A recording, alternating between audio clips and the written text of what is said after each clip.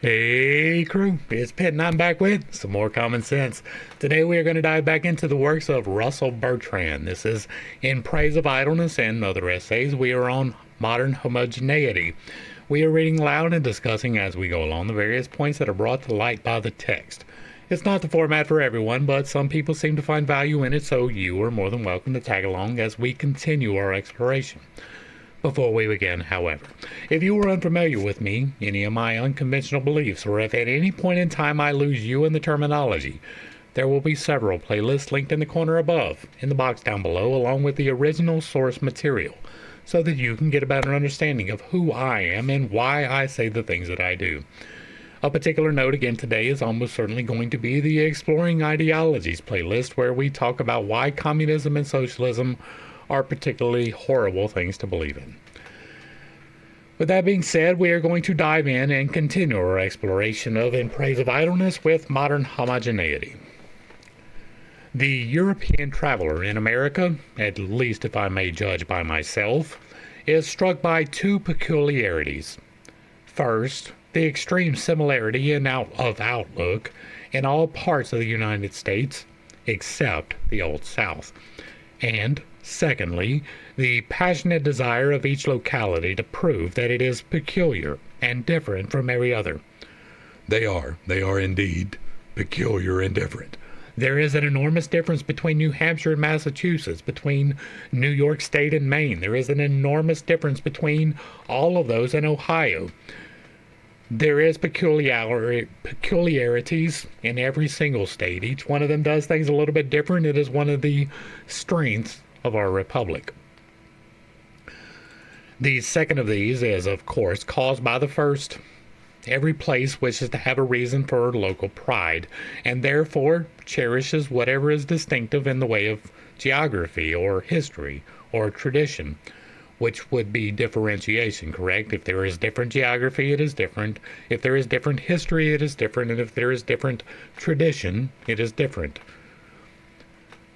The greater the uniformity that in fact exists, the more eager becomes the search for differences that may mitigate it. The Old South is, in fact, quite unlike the rest of America.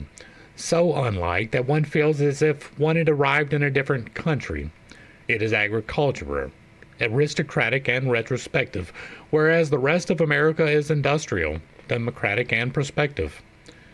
When I say that America outside the Old South is industrial, I am thinking even of those parts that are devoted almost wholly to agriculture. For the mentality of the American agriculturalist is industrial. That is true down here in the South as well. Right? It is literally a different place, that is true. If you come from the North, you will be struck by the cultural differences. He uses much modern machinery. Again, we do that in the South. He is intimately dependent upon the railway and the telephone. He is very conscious of the distant markets to which his products are sent. He is, in fact, a capitalist who might just as well be in some other business. Yes, he wants to be able to support himself through the fruits of his own labors. Yeah, there's absolutely nothing wrong with that. I don't understand why you're making the argument that there might be. A peasant, as he exists in Europe and Asia, is practically unknown in the United States. That is true. This is an immense boon to America, and perhaps its most important superiority as compared to the Old World. For the peasant everywhere is cruel, avaricious, conservative, and inefficient. I have seen orange groves in Sicily and orange groves in California. The contrast represents a period of about 2,000 years. Orange groves in Sicily are remote from trains and ships. No. Trade in Sicily depended upon ships before there was railways, so yes, trains, but they've always, like, it's an island. Any trade whatsoever is going to be due to a ship, except on the island. The trees are old and gnarled and beautiful, the methods of those of classic antiquity. The men are ignorant and semi-savage, mongrel descendants of Roman slaves and Arab invaders. That gives us a very good look into the mind of Mr. Bertrand Russell. He is a classist. We have seen that. He is a victim mentality person. He lives and breathes victim mentality. Mongrel descendants implies that there is a pure bloodline. Implies that there is a bloodline that is better than another one. That's a interesting little peek you gave us into your mind there, Mr. Russell. What they lack in intelligence towards trees, they make up for by cruelty to animals. You know the thing about generalizations? They generally say more about you than they do about them. With moral degradation and economic incompetence goes an instinctive sense of beauty, and which is perpetually reminding one of Theocritus and the myth about the Garden of Hesperides. In a Californian orange grove, the Garden of Hesperides seems very remote. I am unfamiliar with that myth, so the trees are all exactly alike, carefully tended and at the right distance apart. The oranges, it is true, are not all exactly of the same size, but careful machinery sorts them so that automatically all those in one box are exactly similar. Having an understanding of how to plant things, right? That's not a bad thing, right? He automatically characterizes industrialization as bad, and not without entire merit, right? There are definitely bad things part of the industrialization process, but understanding that if you plant fruit trees 10 feet apart as opposed to 5 feet apart is going to produce better fruit should lead you to plant trees 10 feet apart, right? And that is an approximate number. I don't know the exact number, but it's probably fairly close to that. The understanding of that should lead you to that. Now, the trees in the gardens in Sicily were planted a long time ago, and they did not have that understanding, and so when one dies, they probably just replace it probably pretty close to exactly where it was. That doesn't mean necessarily that it is not industrialized, right? You can industrialize your fertilization techniques. You can industrialize your pruning techniques. You can industrialize your picking techniques. How you go about pest prevention. You can industrialize though, which means that it is the same process that you use, right? That is what industrialization is. It is coming down to the lowest common denominator and inefficiency and enacting that. Whether that is an assembly line, making it much easier if there are 15 people putting together one car as opposed to one person putting together a whole car. It is much more efficient to learn the little piece of it. That's industrialization. Understanding proper pruning techniques and using that on every tree in your orchard, that's industrialization. Homogenizing, to use his word, homogenizing your packing for shipment, that is industrialization. You can do that whether or not your orchards are pre-existingly not distanced correctly. They travel along with suitable things being done to them by suitable machines at suitable points until they enter a suitable refrigerator car in which they travel to a suitable market. There is nothing wrong with any of that. Like the implication of saying suitable is automatically meant to throw detriment upon the situation. It is automatically meant to make you think that it is a bad thing. If it is only suitable, then there is a preferable. The machine stamps the words sun-kissed upon them, but otherwise there is nothing to suggest that nature has any part in their production.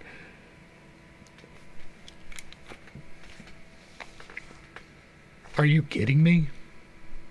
See, this is the kind of shit that I talk about when I say that he is not a deep thinker. Even the climate is artificial. For when there would otherwise be frost, the orange grove is kept artificially warm by a pall of smoke. The men engaged in agriculture of this kind do not feel themselves, like the agriculturalists of former times, the patient servants of natural forces. They are still very much affected by natural forces. I don't know if Mr. Russell ever grew anything, right? There is no evidence to suggest that. But it is possible that he may have attempted something, but he was not a person that lived by the fruits of his own labors by any means whatsoever. And so he has no understanding of the fact that, yes, you do take mitigating preparations, right? If you know a freeze is coming, then you make adjustments so that you don't lose your crops. Okay. You think that they did not do that in fucking Sicily? Like, for real, you just think that, oh my, we're just going to leave it up completely to chance. On the contrary, they feel themselves the masters. There is some projection. And able to bend natural forces to their will. Again, some projection. There is therefore not the same difference in America as in the old world between the outlook of industrialists and that of agriculturalists. The important part of the environment in America is the human part. By comparison, the non-human part sinks into insignificance. Really? I was constantly assured in Southern California that the climate turned people into lotus eaters, but I confess I saw no evidence of this. They seemed to me exactly like the people in Minneapolis or Winnipeg, although climate, scenery, and natural conditions were as different as possible between the two regions. Sir, if that is true, I propose that you did not spend any time at all engaged in active conversation with any of those people. There is extreme differences between people in different areas. Extreme. There are similarities. We are all concerned with eating today. We are all concerned with where we're going to sleep tonight. We all want to make money so that we can do both of those things. Those are similar. But there is a wide degree of separation today as well as then between the attitude in California and the attitude in Minnesota. If you don't believe that, you have been to neither of them. Right? If you do not know that there is a difference between Louisiana, Texas, and Mississippi, you have not been to any of them. There are severe cultural distinctions between all of them. When one considers the difference between a Norwegian and a Sicilian, it compares with the lack of difference between a man from, say, North Dakota and a man from South California. One realizes the immense revolution in human affairs which has been brought about by man's becoming the master instead of the slave of his physical environment. Norway and Sicily both have ancient traditions. They had pre-Christian religions embodying men's reactions to the climate. That is a supposition. And when Christianity came, it inevitably took a very different form in the two countries. The Norwegian feared ice and snow. The Sicilian feared lava and earthquakes. Hell was invented in a southern climate. If it had been invented in Norway, it would have been cold. That is again a supposition. Now, it is entirely true that the concept of hell, as it is understood by Christians, was formulated probably in Turkey, right? It is definitely not in Israel. It does not predate Israel, right? There was no real conception of eternal damnation or torment in the Judaic books at all, right? That was purely a creation or extrapolation of someone else's creation by Christianity in order to sell that particular religion. And so, in part, this is true, but it is just coincidentally true. It is not necessarily a dialectic that it would have been cold if they had invented it in Norway. Right?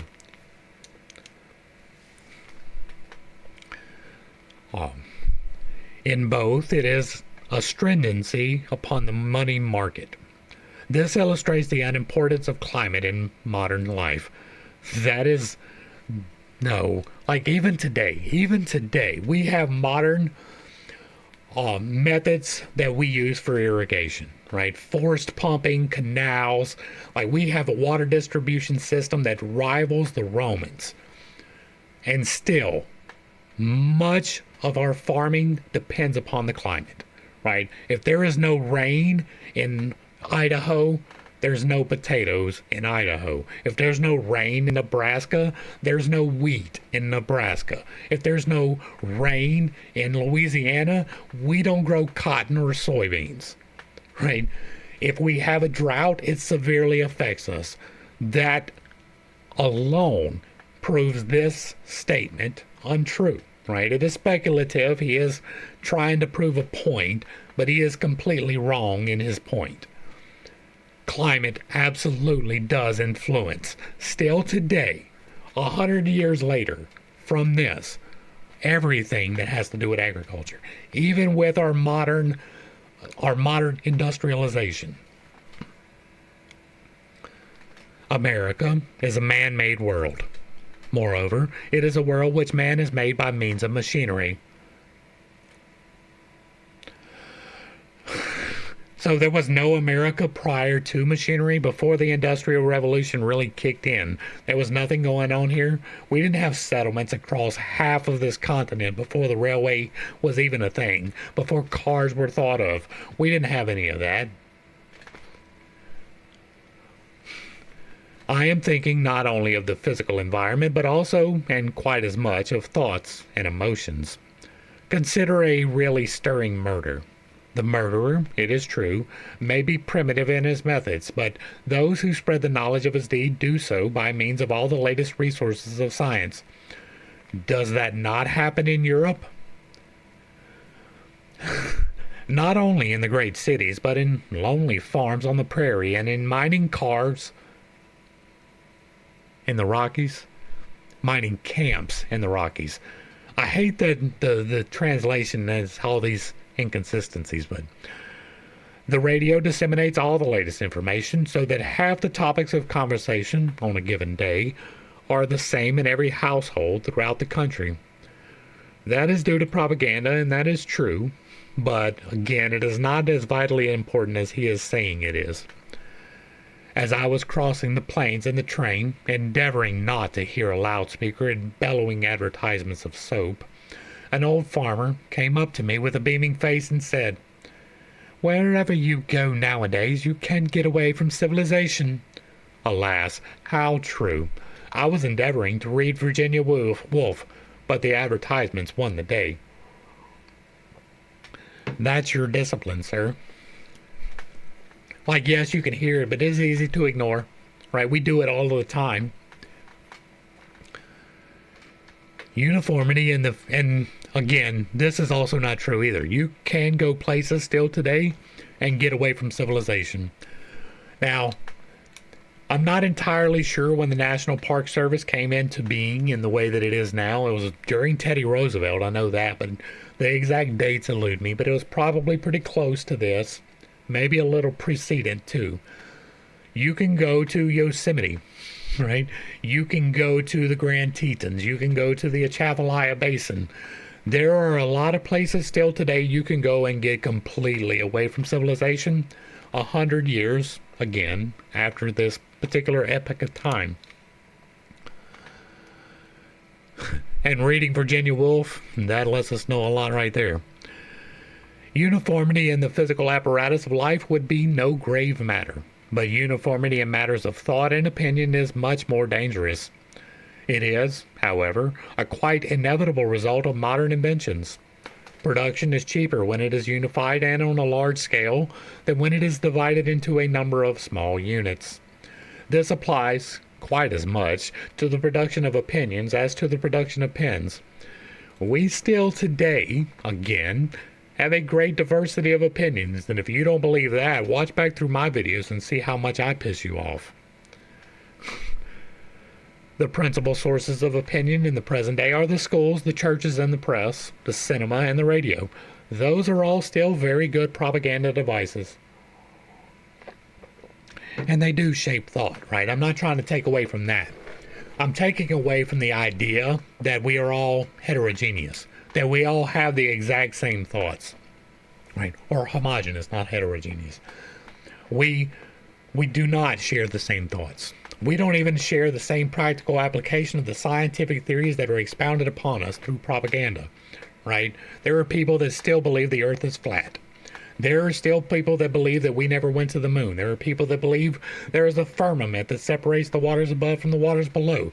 There are people that believe a myriad of things that are contrary to popular science. Still today, we still have individual thought. The teaching in the elementary schools must inevitably become more and more standardized as more use is made of apparatus. That has been true, and it has led to detriment, right? The Common Core, the No Child Left Behind, the Department of Education in the United States of America have all failed rather miserably because they assume that people are homogenous.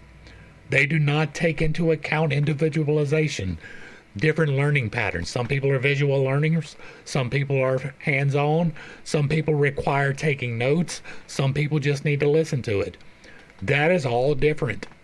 That is a different learning style. There are many different learning styles. I have a whole playlist devoted to that particular concept. That would be the MBTI. It's probably not going to be linked here, but the Infinite Integrations contains all of the pieces of the MBTI, so you can definitely check that out.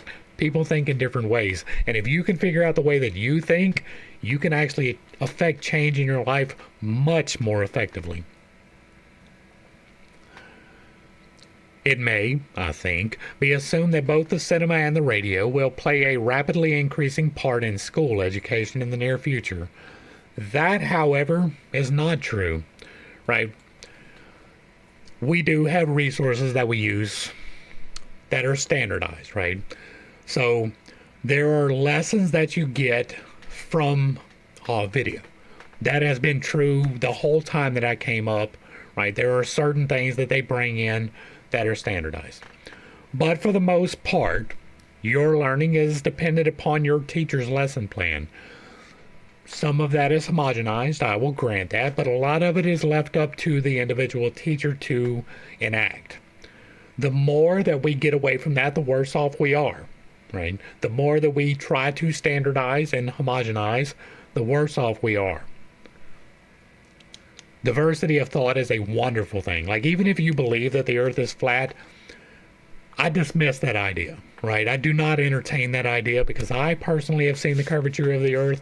I have been involved with warfare in which we had to take into account the curvature of the earth for targeting purposes, even though for some reason the flat earth people think that that doesn't happen. That does, right? And so I dismiss that. But I don't dismiss you thinking critically, right? Do your thinking critically. We can debate it. You're not going to convince me. I'm probably not going to convince you, but we can have discussions about it. So the diversity of thought to me is wonderful, right? Even if you don't agree with what I think, I don't have to listen to you, right? We don't have to have a conversation, but I do invite that in large part. There are some things that you're not going to convince me of, and there are things that I can be convinced about. Right? So, this will mean that the lessons will be produced at a center and will be precisely the same wherever the material prepared at this center is used. That did come to be in large part, right?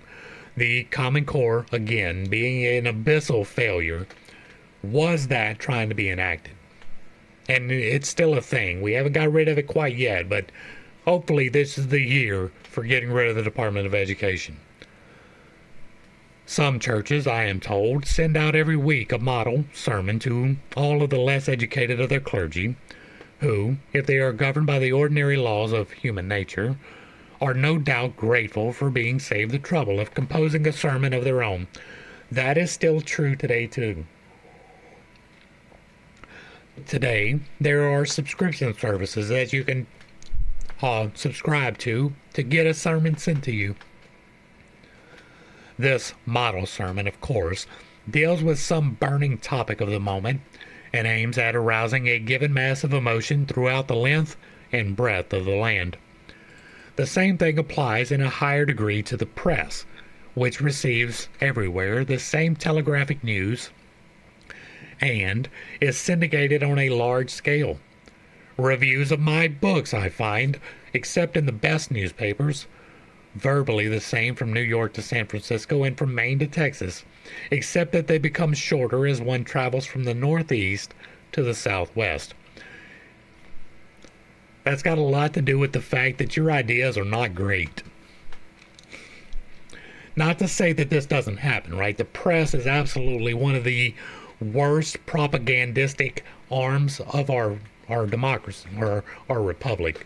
I don't want to use the wrong phraseology. Somebody will be like, aha, you said democracy. We use democratic systems for our republic. And so there is a lot of variation of thought in how to enact things here. And you will find a great difference of opinion from the Northeast to the Southwest. You will find more reception of his particular viewpoints centered around New York City or Los Angeles or any of these hellholes that we call big cities.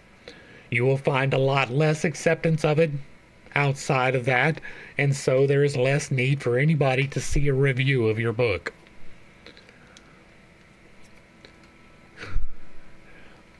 Perhaps the greatest of all forces for uniformity in the modern world is the cinema, since its influence is not confined to America but penetrates to all parts of the world, except the Soviet Union, which, however, has its own different uniformity.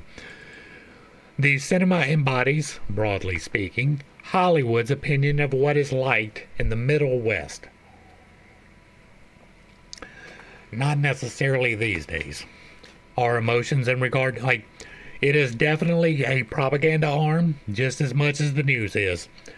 If you do not know that propaganda is being thrown down your throat every single time that you watch any form of entertainment, I don't even know what you're doing on my channel. Our emotions in regard to love and marriage, birth and death are becoming standardized according to this recipe. To all the young of all lands, Hollywood represents the last word in modernity, displaying both the pleasures of the rich and the methods to be adopted for acquiring riches.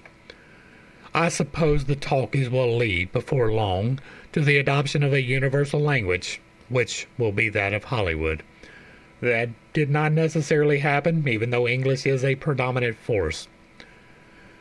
It is not only among the comparatively ignorant that there is uniformity in America. The same thing applies, though in a slightly less degree, to culture.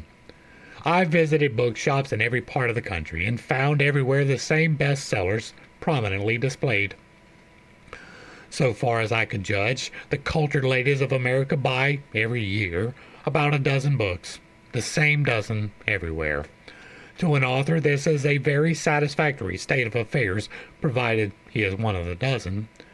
But it certainly does mark a difference from Europe, where there are many books with small sales, rather than a few with large sales. This is a limit of your own scope. There has never been a time when there was not a small author readership in this country. You can go back now. The publishing industry, exactly like the entertainment industry, movies and news, is very discriminatory, right? It is extremely hard to break into because they view things through a lens of profitability. So if your ideas are not going to prove to be something that people want to see, in their opinion, they're not going to be interested in it, right? You can write all the books about flat earth that you want, but there is a limited market to that. And so, in part, this is true, right? There have always been big authors who have been pushed and publicized by their publishing company. But, generally speaking, those bestsellers are things that people actually want to read. They have judged correctly that this is something people are interested in. But they publish more than just those 12 books, right? Even back then, they were publishing hundreds of books a year. Just 12 of them made the market because 12 of them were things that people actually wanted to see. I think he's quite upset that people are not buying his shit, right? We've gotten 2 examples of that so far, right? The reviews to my book are not what I would expect them to be. That was 1.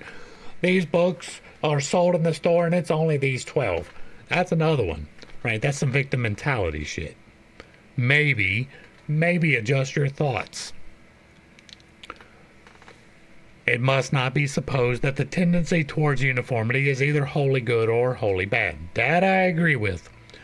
It has great advantages and also great disadvantages. Its chief advantage is, of course, that it produces a population capable of peaceable cooperation. Its great disadvantage is that it produces a population prone to the persecution of minorities. That is a supposition. Has there been a history of prosecution of minorities? Yes. Is it due to the tendency towards uniformity? Not necessarily. Right? In somewhat, right, some people place a lot of stock on melanin levels.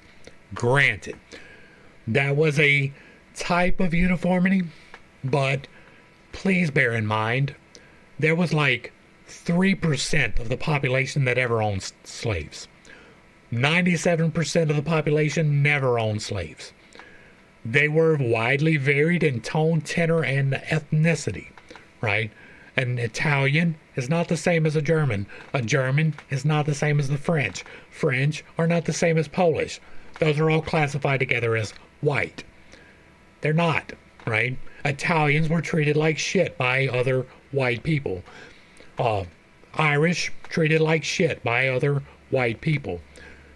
The prosecution is not necessarily based upon homogeneity or uniformity. This latter defect is probably temporary, since it may be assumed that before long there will be no minorities. There will always be a minority, right? It may not be of color, because I am firmly convinced that the future is beige, right? Neither black nor brown nor yellow nor any other variation thereof, but a mixture thereof, that mongrel of a species. I'm a mongrel, right? If you were unaware, I am only mostly white. I am Irish, like 25% Irish, right? I am 50% of Acadian descent, and I am roughly 20% to 25% Native American. So I'm only mostly white. I am one of those mutts. A great deal depends, of course, on how the uniformity is achieved. Take, for example, that the schools due to Southern Italians.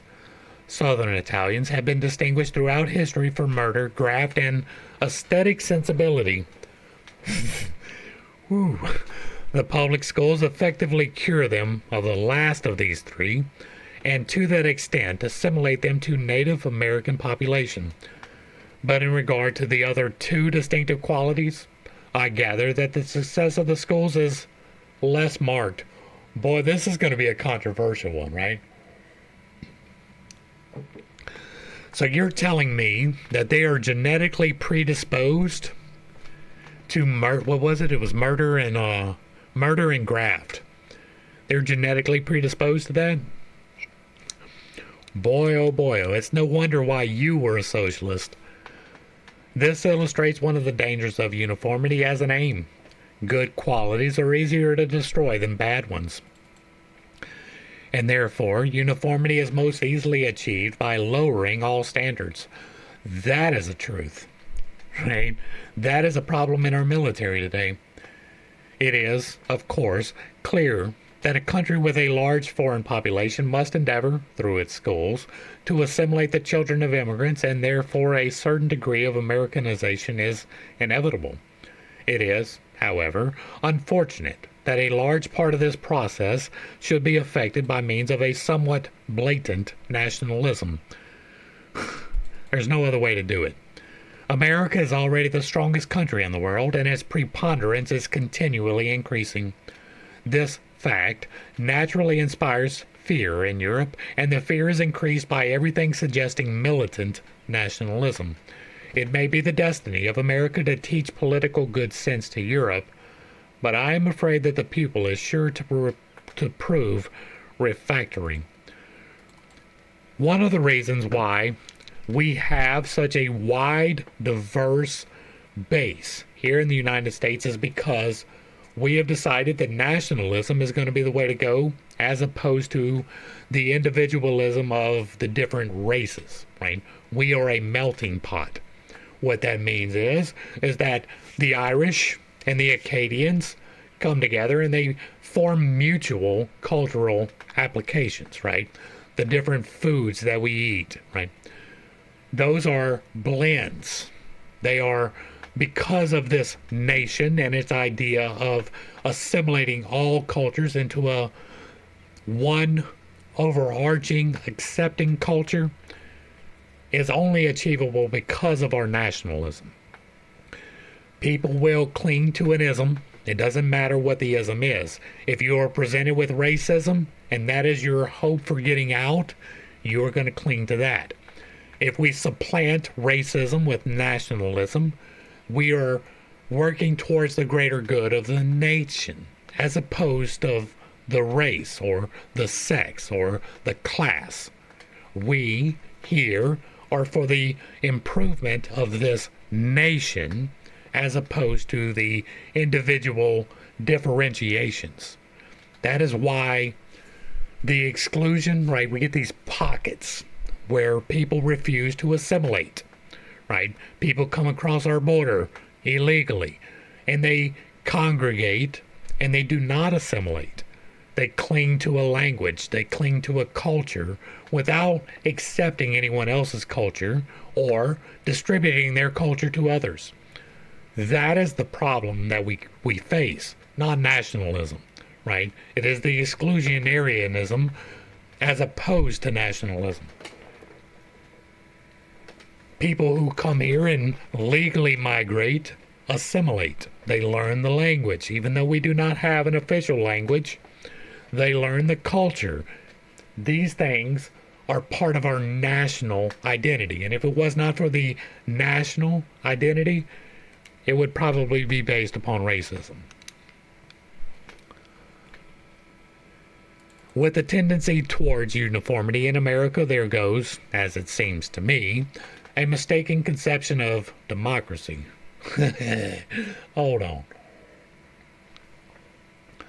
It seems to be generally held in the United States that democracy requires all men to be alike, and that if a man is in any way different from another, he is setting himself up as superior to that other. France is quite as democratic as America, and yet this idea does not exist in France. France is homogeneous, right? I understand there is variation within the Francs. But for the most part, at this period of time, France was pretty close to homogeneous, much more so than the United States, right? France was a very specific set of people. The French were descended from a very specific set of people, separate from the Celts and the Gauls. That is their identity. It was based upon the race that they were. So France and America are two extremely different expressions of freedom. France kind of got it right. They got they got democracy, and they are suffering the effects of that now, whereas we went the republic route. Here in the republic, we rely upon the rule of law instead of mob rule. In France, they rely upon mob rule as opposed to our republican system, right? The rule of law. And so they are today, right now, suffering the consequences of that particular idea set. But that's like that. Just because we use democratic systems does not mean that we are a democracy. We've talked about that definition before. A democracy is majority rules. That is not the way that we do it. It is here, the republic, which holds the rule of law, which to us is the Constitution of the United States of America, as the determining factor. And then, from there, we choose a representative government to best express those laws through democratic processes of, okay, the majority of people agree that this representative will do what the law requires. That is completely different from everybody coming together and saying, we as a whole have decided that 51% of us think that this is a good idea, and so we are going to enact it. Right? The physical process by which it happens is completely separate. It is different. There is no same concept of the rule of law outside of the republic. The doctor, the lawyer, the priest, the public official are all different types in France. Each profession has its own traditions and its own standards, although it does not set up to be superior to other professions. In America, all professional men are assimilated in type to the businessman. It is as though one should decree that an orchestra should consist only of violins. But see, there are different. This is again straw manning, right? That is not true. Each profession here still has its own traditions, right? The doctor, the lawyer, and the priest are very different in their expression, in the way that they come about, in their motivation for being. Do they have an eye towards profit? Yeah, because that is how you live.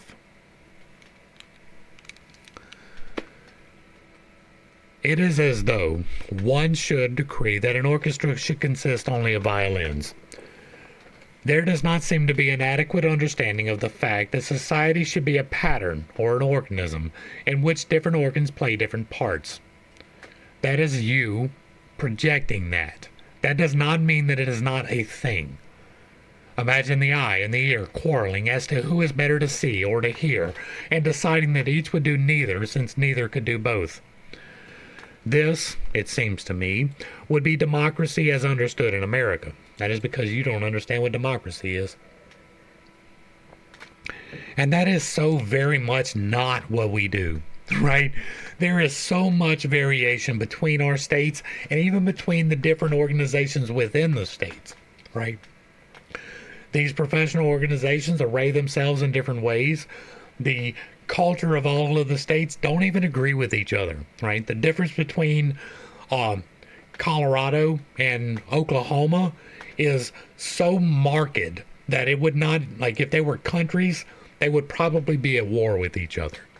And yet they share a common border. They are part of the same unit. That is diversity, right? There is a strange envy of any kind of excellence which cannot be universal. That is untrue. Except, of course, in the sphere of athletics and sport, where aristocracy is enthusiastically acclaimed. See, no, we still have an envy of excellence, and that is good, right? You should be envious of excellence. Not to the point of jealousy, where you are trying to take away from their accomplishments, but as a point of striving for. If you see an excellent example of what you are claiming for yourself, right? I'm going to be a doctor. This guy is a great doctor. I'm going to use him as an example, right? That is an envy of excellence. That is a good thing. That is striving to be excellent. That is not homogeneity. This is really the only place where that is really rewarded, right? You can become exceptional in your field. You can become the best. You couldn't do that in the USSR. You couldn't do that in China. You still can't do that in China. You get to be the best in your field here, but it takes exceptional effort, and you will not achieve that without some kind of an envy for someone better. And again, that is not jealousy, right? That is an admiration. Except in the sphere of athletics and sport. That's fucking hilarious. It seems that the average American is more capable of humility in regard to his muscles than in regard to his brains. Perhaps this is because his admiration for muscle is more profound and genuine than his admiration for brains. This feels like projection again, right? Prove to me that even then we did not value thought. We did not value innovation in ideas. Are you kidding me? We are the generator of innovation and ideas. Most of the progress in civilized world came from this plot of ground. Not from England, not from France, not from Germany, not from China, not from Tibet, not from anywhere else. Most of our advancements came from here. For a reason, because we value diversity of thought. But if you are prone to victim mentality, if you're prone to thinking that obviously there is some force outside of myself limiting my reach, then you would think that somebody who disagrees with your thoughts has no admiration for your intelligence. This reads as projection. And I could be wrong, but that's how it reads. The flood of popular scientific books in America is inspired partly, though of course not wholly, by the unwillingness to admit that there is anything in science which only experts can understand. The idea that a special training may be necessary to understand, say, the theory of relativity, causes a sort of irritation. Although nobody is irritated by the fact that a special training is necessary in order to be a first-rate football player. This seems like it is, again, experiential, right? I have witnessed somebody frustrated by not understanding relativity. I do not know that there is anybody that does not understand that you have to have training in specificity, right? If you are going to be a blacksmith, you have to learn to be a blacksmith. If you are going to be a farmer, you have to learn to be a farmer. If you are going to be a theoretical physician or physicist, that would be better. A theoretical physicist, theoretical physician. A theoretical physicist, you're going to require special training. And I don't know that there's anybody who doesn't get that. But if you cannot explain your theories in terms that can be understood by regular people, what are you even doing? You obviously do not have the grasp of the situation to relay that information effectively, right? If you can't dumb it down, you probably don't understand it.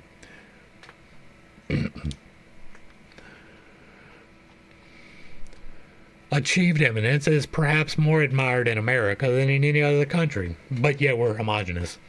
And yet the road to certain kinds of eminence is made very difficult for the young because people are intolerant of any eccentricity or anything that could be called setting oneself up, provided the person concerned is already not already labeled eminent. And then again, I think that we are more here allowing for eccentricity than anywhere else, especially through history. Consequently, many of the finished types that are most admired are difficult to produce at home and have to be imported from Europe. What? What are you talking about?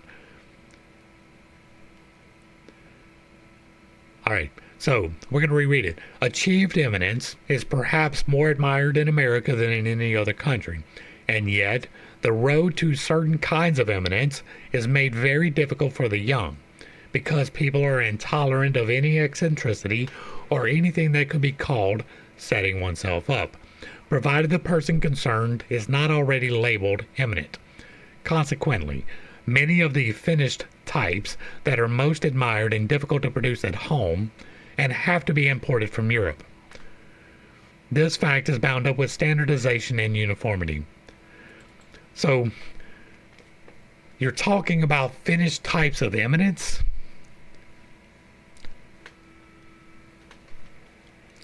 Exceptional merit, especially in artistic directions, is bound to meet with great obstacles in youth, so long as everyone is expected to conform outwardly to a pattern set by the successful executive. No.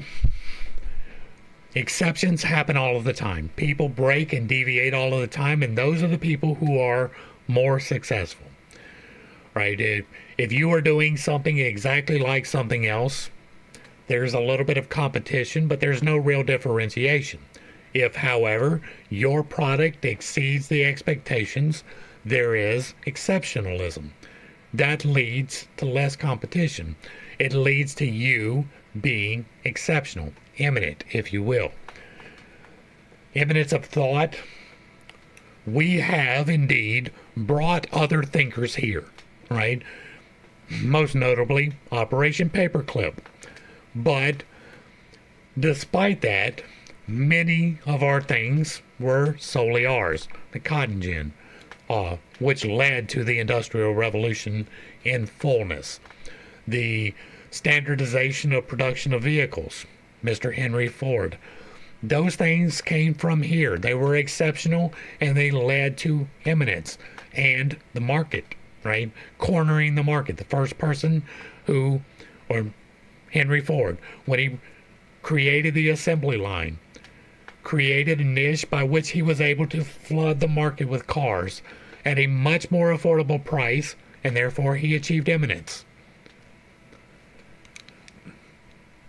Exceptional merit, especially in artistic directions, that's wild as well, because you think we don't have artists here? We don't have authors? Mark Twain didn't exist? Standardization, though it may have disadvantages for the exceptional individual, probably increases the happiness of the average man, since he can utter his thoughts with a certainty that they will be like the thoughts of his hearer. That is closer to a truth, right? You want to be able to understand things, and if it can be explained to you in a way that you can understand, you will be happier with it. If you are left in confusion, you will not be happy with it. That's why I take the time to try and differentiate while we're going through these things. Moreover, it promotes national cohesion and makes politics less bitter and violent than where more marked differences exist. I do not think it is possible to strike a balance of gains and losses, but I think the standardization which now exists in America is likely to exist throughout Europe as the world becomes more mechanized. Europeans, therefore, who find fault with America on this account should realize that they are finding fault with the future of their own countries and are setting themselves against an inevitable and universal trend in civilization. Undoubtedly, internationalism will become easier as differences between nations diminish, and if once internationalism is established, social cohesion would become of enormous importance for preserving internal peace. There is a certain risk, which cannot be denied, of an immobility analogous to that of the late Roman Empire. But, as against this, we may set the revolutionary forces of modern science and modern technique. Short of a universal intellectual decay, these forces, which are a new feature in the modern world, will make immobility impossible and prevent the kind of stagnation that has overtaken great empires in the past. Arguments from history are dangerous to apply to the present and the future because of the complete change that science has introduced. I see therefore no reason for undue pessimism. However, standardization may offend the taste of those who are unaccustomed to it. And that is going to bring us to the end of, what's this one called again? Modern Homogeneity. Hopefully I brought a little bit of enlightenment and not too much confusion to a somewhat difficult topic. I understand I hold some unconventional beliefs and that I have a tendency to step on toes when I relay those. It is not intentional, but I do not apologize for it. Most of the arguments that he has made in this entire series of essays comes down to subjective thought, right? Not objective results, not measurable, trackable, anything, right? Standardization has happened. That is a truth. It has led to prosperity on a global scale, unmeasured throughout the epochs, all the way as far as we have recorded history. We have now more upward mobility than ever before in history. You are more likely to be able to take control of your destiny now that at any point prior to the United States for certain, but even relative modernity, right? Even back in the 1700s, it was still kind of difficult to do things in the manner that we do now. Standardization has helped with that. It has helped with the production of things. It has helped to make sure that people are employable in a profitable manner. But we still have diversity of thought. We still have diversity of methods and means. Like, even within the same industries, there are different applications of the same science, right? If you're talking about cancer, right? There are people that will treat cancer with radiation or chemotherapy. There are people that will try to treat it with diet and exercise. There are people that will try to treat it with a variety of other things. Outside of the medical field, if you're making shoes, right? That's fairly simple. If you're making shoes, you can do it according to this method and come out with this product, or according to that method and this product. You can have your assembly line set up this way or that way. And the way that you choose to do it makes all the difference in the world. That is diversity within standardization. We have that, right? Even within the failure of the Department of Education, the application of those standards varies greatly from state to state. These things are true. Standardization has led to great things, but it should not be the end-all be-all, right? That I agree with.